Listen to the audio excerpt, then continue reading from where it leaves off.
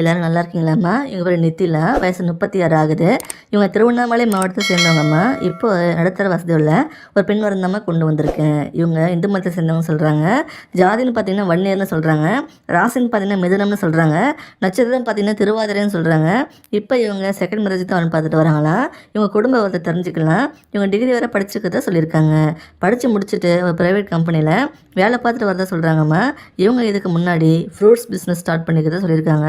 அதை இவங்க சரியாக மேனேஜ் பண்ணாமல் இருந்திருக்காங்களாம். அதனால் இவங்க கடையில் வேலை பார்க்குற பையன் பணத்தை திருடிட்டு ஏமாற்றிட்டு போயிட்டு தான் சொல்கிறாங்க. அதில் இவங்களுக்கு நிறைய லாஸ் ஆகிடுச்சுன்னு சொல்கிறாங்க. திரும்பி மீண்டு வர முடியும்னு சொல்லியிருக்காங்கம்மா. அப்புறம் கடையில் இருக்க பொருளை வந்து பாதி விலைக்கு வச்சுட்டு வந்துட்டா சொல்கிறாங்கம்மா. அப்புறம் இப்போ ஒரு கம்பெனியில் வேலைக்கு போயிட்டு இருக்கதா சொல்லியிருக்காங்க.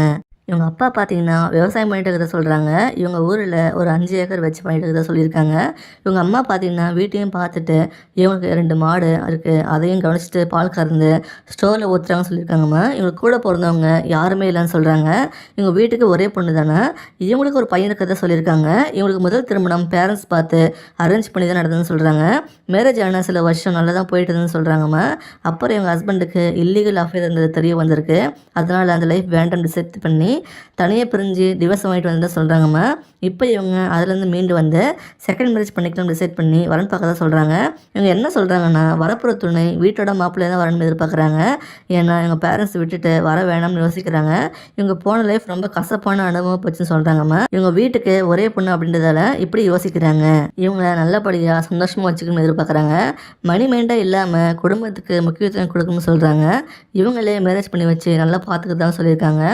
இவங்களுக்கு இருக்கிறது ஒரே பொண்ணு தான். அதனால் இவங்களுக்கு அப்புறம் எல்லாமே இவங்க பொண்ணுக்கு தான் வரும்னு சொல்கிறாங்க.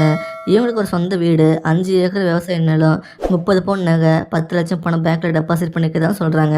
உங்களுக்கு வயசு முன்ன பின்ன இருந்தாலும் பரவாயில்ல சொல்லியிருக்காங்க. கேரக்டர் ஒத்து போச்சுன்னா வயசுக்கு முக்கியம் தான் சொல்லியிருக்காங்க. இவங்களை பிடிச்சிருந்தா சொல்லுங்கம்மா. இந்த மாதிரி ஒரு நல்ல குணமும் நல்ல வாசனையும் சேர்ந்துருக்கு அப்படின்னு வரணும் மிஸ் பண்ணிடாதீங்க. இவங்களை பிடிச்சிருந்தா இந்த வீடியோக்கு லைக் பண்ணிவிட்டு உங்கள் விருப்பத்தை கமெண்ட்டில் சொல்லுங்கம்மா. அடுத்த வரன்னு பார்க்க இப்போ ஸ்க்ரீனில் வர இந்த லிங்கை கிளிக் பண்ணி பாருங்கள். வாழ்க வளமுடன்.